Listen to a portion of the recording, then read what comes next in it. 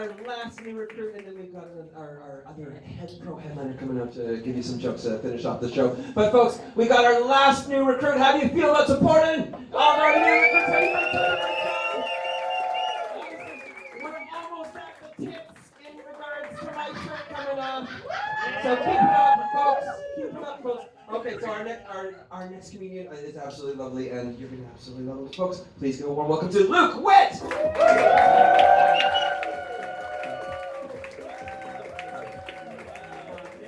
you. Don't worry, the stage lights aren't too bright. I'm just that pale. You guys, we are 3 days into September, and I am already exhausted. Is anyone else here tired? Yeah. You know what I miss when I get, like, really, really tired? Meth. I do! I'm sorry! Okay, I see a very freaked out woman in the corner. I'm sorry. Let me try this again. Hold on. Hi, my name is Luke, and I am a crystal meth addict.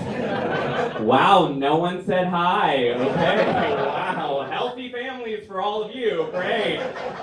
But look, don't worry. I want everyone to feel safe. The old me can't hurt you anymore. He lives in a tiny box inside my soul, just taking apart and putting back together a toaster. Not quite right. To make sure they all really work. No, I was a twink who did crystal meth. I like to think of myself as an ice princess. And, the thing is I wasn't like one of those like fun, sexy, mysterious meth heads. I was one of those meth heads who would get high and have auditory hallucinations from running water and be straddling the peephole in my apartment naked in the dark, just convinced someone was on the other side. Why was I naked? The government. And the thing is, I kind of...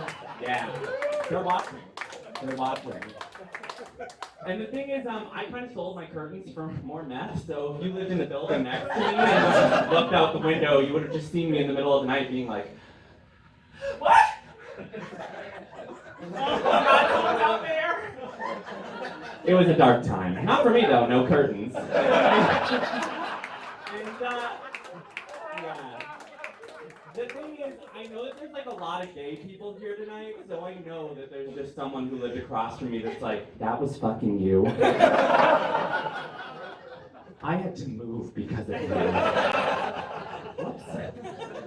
And the thing about drugs, when you're on drugs, you're like, nobody knows I'm high. Pulling it off. Everybody knows you're high. Everybody knows you're high. Just to like give you an idea of how it used to be for me is if you passed me walking down the street, you would have just seen me. Hi, sorry. And like I especially thought that my family didn't know because they lived across the country, but they did.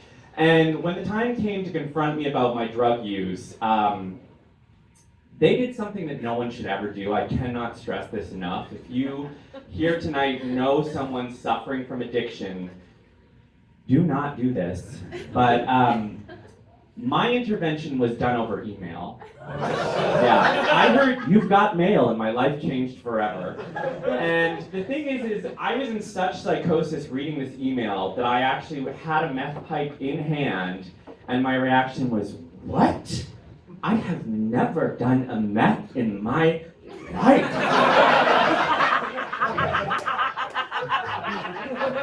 To which my dad was like, yes you have, we know you have. Last week you asked your mom for haircut money 3 times, to which I said, well my names weren't right! I kept getting it wrong! And he was like, fine, you're not on drugs, then you will have no problem taking a blood test, which I said, neither will you. Neither will you.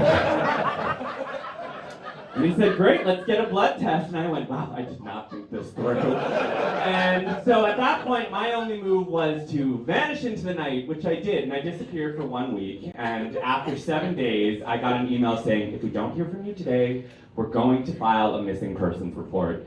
Now, for anyone who doesn't know, if you file a missing persons report and you say that the person is at risk of harming themselves or others, that's important, when they find you, they will put you on psychiatric hold for 48 hours, which would have given my family just enough time to get to me, and that was not part of the plan. So I did what I thought was the smartest thing at that point, and I sent an email disowning my family and Just for insurance, I blind CC'd my 3 drug dealers to that email. I was like, if I go missing, crankman@gmail.com knows where to find me.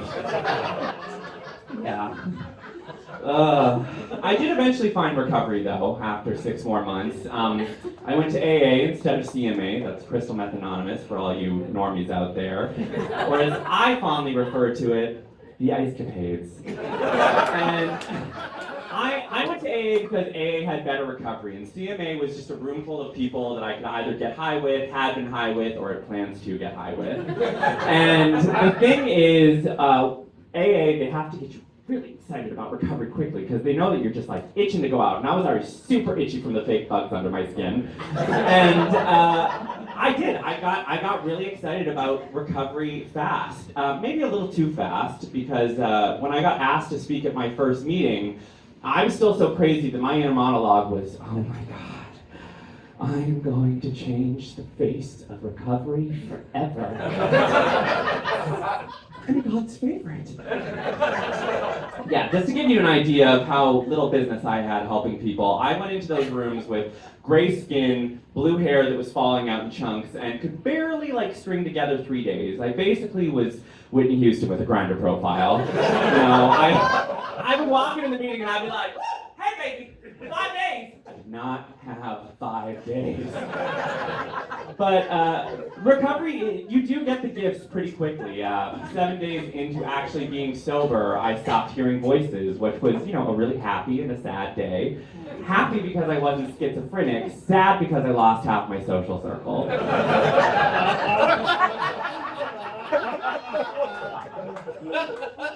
I miss you, Demon Jim. I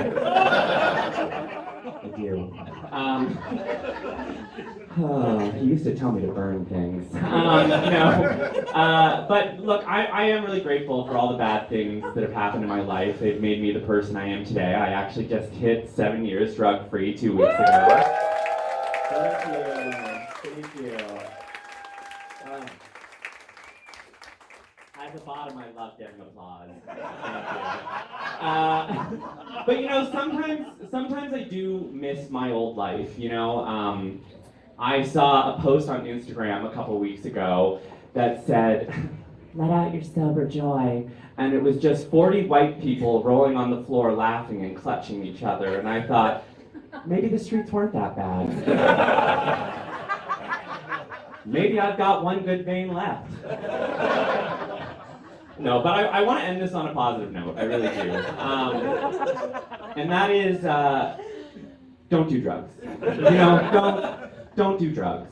But if you do drugs, you can look this good 7 years in and have all your original teeth if you are smart enough to inject those drugs instead of smoke them. Thank you very much. My name is Witt.